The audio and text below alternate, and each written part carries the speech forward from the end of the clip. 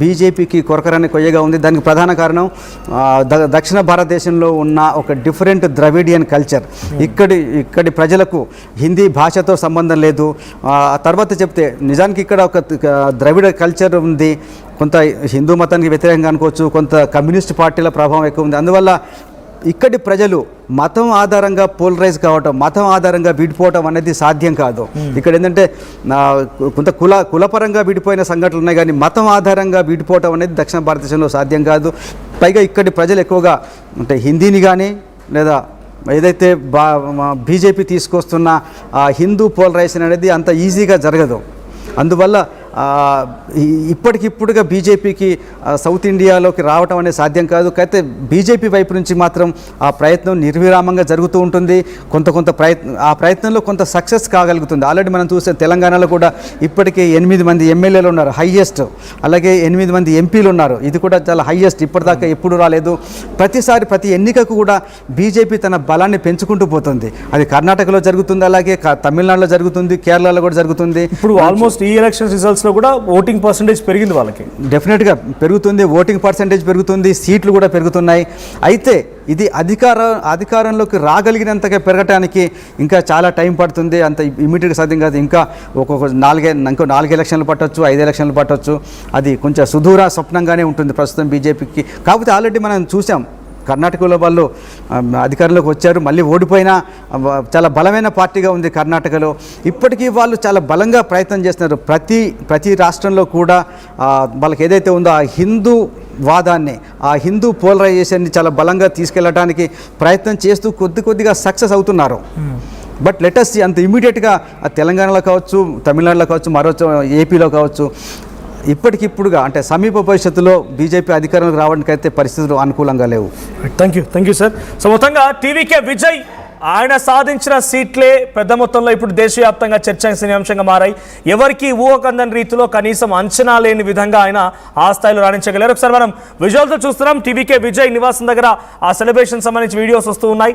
TVK Vijay నివాసం దగ్గరికి భారీ మొత్తంలో పోలీస్ ఆఫీసర్ చేరుకుంటున్నారు. వారంతా అక్కడ భారీ బందోబస్తులు ఏర్పాటు చేస్తున్నారు, భద్రతా ఏర్పాట్లని కొనసాగిస్తూ ఉన్నారు.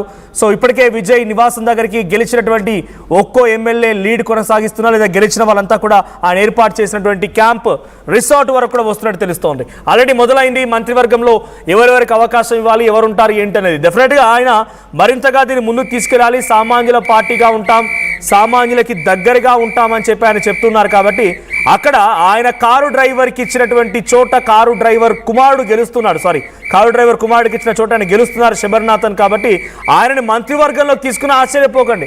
చాలామంది ఆయనకి అవకాశం ఇచ్చిన దాంట్లో, సీట్లు ఇచ్చిన దాంట్లో అడ్వకేట్లు, డాక్టర్లు, ఒక సామాన్యమైనటువంటి విద్యార్థి నాయకులు అందరూ ఉన్నారు. మహిళలకు కూడా చాలా అద్భుతమైన అవకాశాలు ఇచ్చారు ఆయన. సో ఒక్కసారి ఆ ఎంజాయ్మెంట్ సంబంధించి, ఆయన సెలబ్రేషన్ సంబంధించి ఒక ఆధారిత వీడియో ఉంది. ఆయన సంబరాలు అంబరాన్ని అంటున్నాయి. ఒకసారి వీడియో చూద్దాం.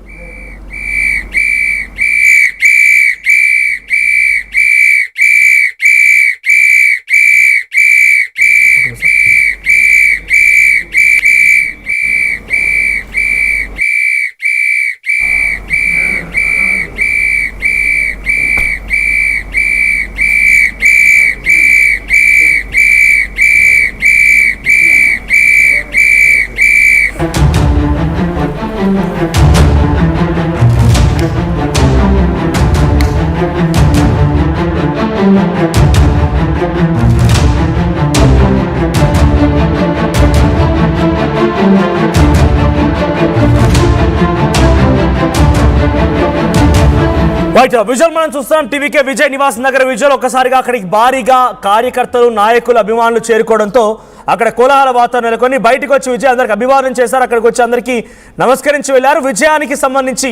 ఆయన విజయానికి సంబంధించి అక్కడ ఉత్సాహం కనబడుతోంది, ఆ ఎంజాయ్మెంట్ కనబడుతోంది. సెలబ్రేషన్స్ కూడా మొదలైపోయాయి. సో ఆ నివాసం దగ్గర నుంచి ఎటువంటి సెలబ్రేషన్స్ ఉన్నాయో చూస్తున్నా. అట్ ద సేమ్ టైం అక్కడికి భారీ పోలీస్ బందోబస్తు కూడా కొనసాగుతోంది. భారీగా పోలీసులు చేరుకున్నారు. ఆ పోలీస్ అంతా కూడా పోలీస్ అఫీషియల్స్ చేరుకున్నారు. ఆయన భద్రతకు సంబంధించిన విషయం పైన వాళ్ళు చర్చిస్తున్నట్టు తెలుస్తోంది. మరోవైపు ఆయనకి మరి కాసేపట్లోనే అఫీషియల్గా క్రిస్టల్ క్లియర్ మెజారిటీ కూడా కనిపించే అవకాశం ఉంది. ఇప్పటివరకు ఆయనకు సాధించిన సీట్లు 113 స్థానాలు. 118 ఎవరైతే సాధిస్తారో వాళ్ళు అక్కడ ప్రభుత్వాలు ఏర్పాటు చేస్తారు. No problem at all.